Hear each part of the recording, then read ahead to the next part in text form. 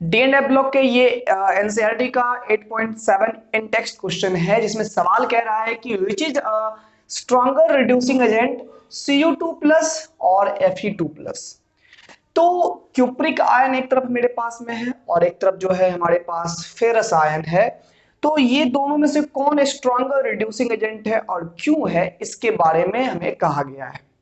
ठीक है, तो रिड्यूसिंग एजेंट क्या होता है? रिड्यूसिंग एजेंट उसे कहते हैं जो खुद को ऑक्सीडाइज कर लेता है और अपने इस इलेक्ट्रॉन दूसरे को दे करके इसको ये रिड्यूस कर देता है ना।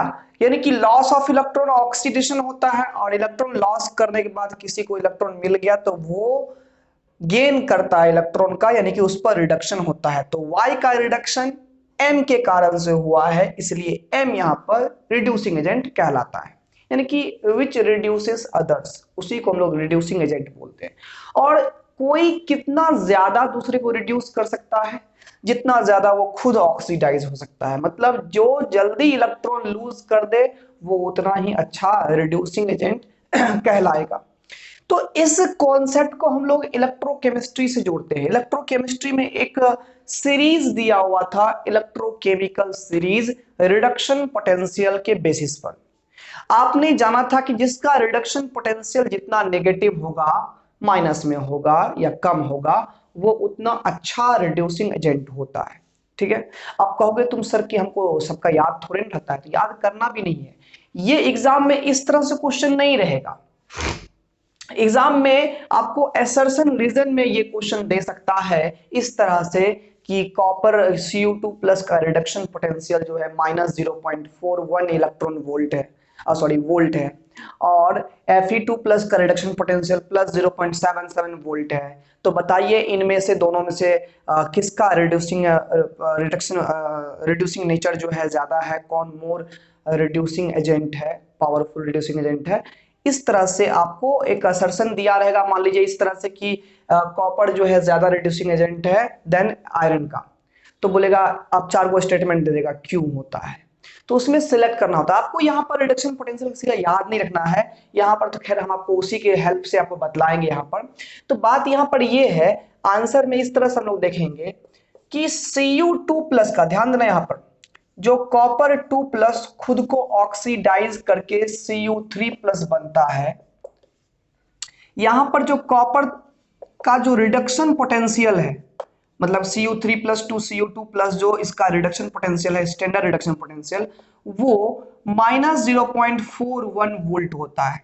जबकि आयरन की बात करें तो Fe2 प्लस जब Fe3 प्लस में कन्वर्ट होता है, यानी इसका ऑक्सीडेशन इस तरह से हो रहा है, तो आयरन का जो रिडक्शन पोटेंशियल है Fe3 plus two Fe2 plus, ये रिडक्शन पोटेंशियल आयरन का +0.77 वोल्ट होता है। ठीक है, तो यहां पर देखिए जिसका रिडक्शन पोटेंशियल कम होता है वो इजीली ऑक्सीडाइज होता है, मतलब इजीली इलेक्ट्रॉन लॉस करता है। याद रखिएगा यहां पर अगर रिडक्शन पोटेंशियल कम होगा तो ऑक्सीडेशन उसका ज्यादा होता है, मतलब कि ज्यादा जल्दी वो ऑक्सीडाइज होगा। इसका मतलब हो गया सामने वाले को वो रिड्यूस भी उतना ही जल्दी करेगा। तो कहने का मतलब ये हो रहा है कि अगर किसी रिएक्शन में रिड्यूसिंग एजेंट के रूप में Cu2 प्लस डाले और किसी में Fe2 प्लस डाले हैं, तो ऑक्सीडेशन किसका जल्दी होगा? Cu2 प्लस का जल्दी होगा, क्योंकि इसका रिडक्शन पोटेंशियल क्या है? कम है। तो इसके कारण से ये जल्दी ऑक्सीडाइज करेगा, तो उस रिएक्टेंट को ये इजीली रिड्यूस भी कर देगा, इससे पहले इससे फास्ट रिड्यूस करेगा।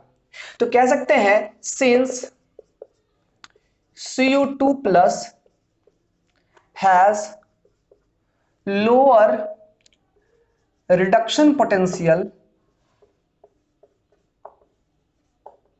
than Fe2 plus, so Cu2 plus oxidizes faster या easier, है ना, into Cu2 प्लस का ऑक्सीडेशन किसमें होगा?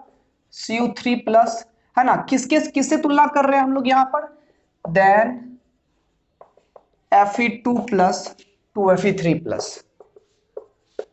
Fe2 प्लस का ऑक्सीडेशन जो Fe3 प्लस में होगा उससे फास्टर Cu2 प्लस का ऑक्सीडेशन